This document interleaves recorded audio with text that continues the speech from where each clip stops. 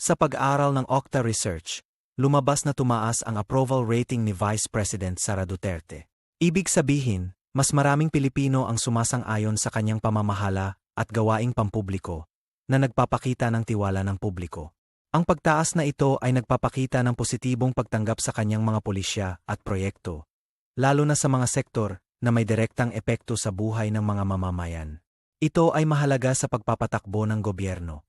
Samantala, bahagyang bumaba naman ang approval rating ni Pangulong Ferdinand Marcos Jr. ayon sa Okta.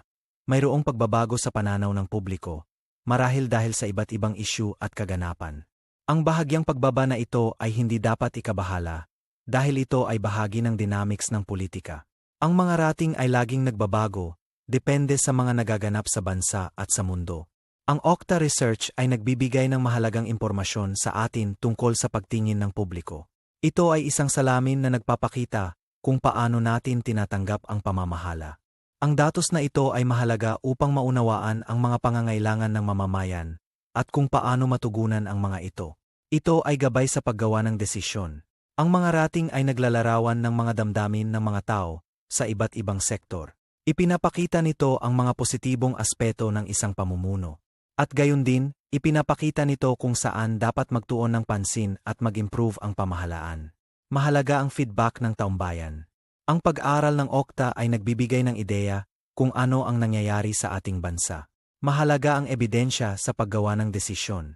Sa kabila ng mga pagbabago, mahalaga ang pagkakaisa at kooperasyon.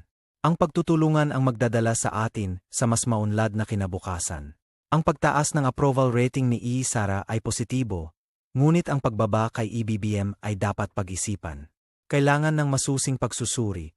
Ang mga isyu sa ekonomiya, edukasyon, at kalusugan ay maaring magdulot ng pagbabago sa opinyon ng publiko. Lahat ng ito ay dapat isaalang-alang. Ang Okta ay nagbibigay ng impormasyon na nagtuturo sa atin. Dapat tayong maging handa sa mga pagbabago. Ang lahat ng data ay dapat pag-aralan. Ang approval ratings ay hindi permanente. Ito ay nagbabago. Kailangan ng patuloy na pag-unawa at pagsusuri. Ang pagtitiwala ng publiko ay mahalaga. Ang paglilingkod sa bayan ay dapat laging nasa puso ng mga lider. Ang Okta Research ay nagbibigay ng tool para sa ating pag-unawa. Ito ay bahagi ng ating demokrasya.